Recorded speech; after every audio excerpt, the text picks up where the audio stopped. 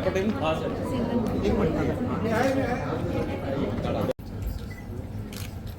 दादा इकडे दादा थँक्यू शशिकांत अभिनंदन दादा एक मिनट थोड़ा ले लो नीचे हाँ एक मिनट दादा किती बरोबर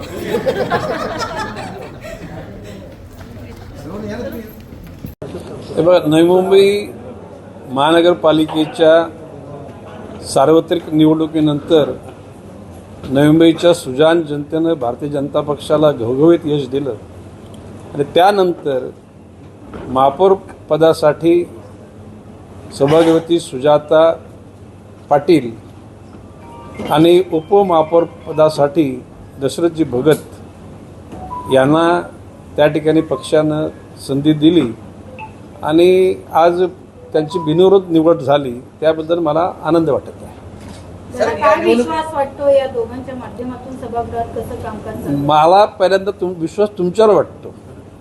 या नवी मुंबईच्या निवडणुकीच्या वेळेला मीडिया, ज्याला प्रिंट मीडिया, इलेक्ट्रॉनिक मीडिया आणि सोशल मीडियाने सत्याची बाजू धरली आणि त्या पद्धतीनं जनतेला तुम्ही जागृत केलं आणि जनता जागृत झाल्यानंतर हे यश मिळालेलं आहे. हे यश जनतेचं आहे. माननीय पंतप्रधान नरेंद्रजी मोदी यांच्या घवघवत्या आणि प्रभावशाली नेतृत्वाचं आहे. राज्यामध्ये देवेंद्र फडणवीस यांच्या मुख्यमंत्रीपदानंतर घेतलेल्या आक्रमक निर्णयांचा आहे आणि संघटन कौशल्य चतुर असलेल्या प्रदेशाध्यक्ष रवींद्र चव्हाणांचं सुद्धा आहे.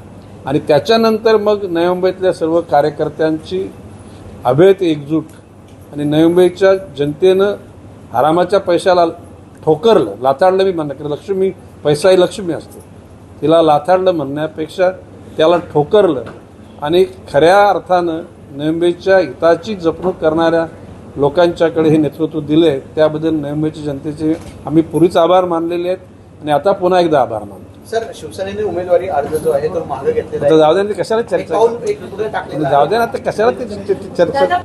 जरा इथं मला बोलू देणार का?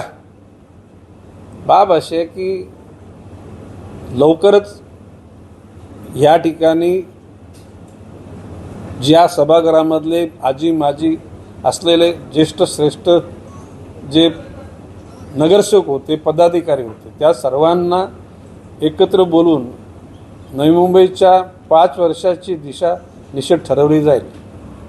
स्वच्छ नवी मुंबई, हरित नवी मुंबई, भिकारीमुक्त नवी मुंबई, तृतीयपंथीमुक्त नवी, फुटपाथमुक्त शहर, हातगाडीवाला मुक्त शहर आणि खऱ्या अर्थानं जनसामान्यांच्या ज्या अपेक्षा शिक्षणाच्या बाबतीत, आरोग्याच्या बाबतीत, एकूणच मालमत्ता कर न वाढवण्याची भूमिका मी घेतलेली, एक 20 वर्ष नाही वाढवायची, तो दिलेला शब्द तो कायम 20 वर्षापर्यंत राहणार आहे. आणि नवी मुंबईच्या जनतेनं ह्या विश्वासानं त्या आमच्या सर्व सहकाऱ्यांना निवडून दिलेला आहे आणि निश्चितपणे त्याचा ज्याला एक मसुदा तयार करू, त्याला पुन्हा त्या मसुद्यासहित आपल्यासमोर आम्ही येऊ. दादा, पुन्हा एकदा महापालिकेत आपण जाणार आहात का? आता सभागृह नाही, आता मला या महापालिकेची गरज नाही. महापालिकेतले आमचे सर्व सहकारी सक्षम आहेत. म्हणजे आपल्याला एक मी पुन्हा नमूद करतो की 95 ते 2020 पर्यंत मी 3दा महापालिकेच्या मुख्यालयामध्ये गेलो, परंतु 20 ते 25 पर्यंत 83 वेळा गेलो. ती गरज होती आणि आता ती गरज राहिलेली नाही. आता 65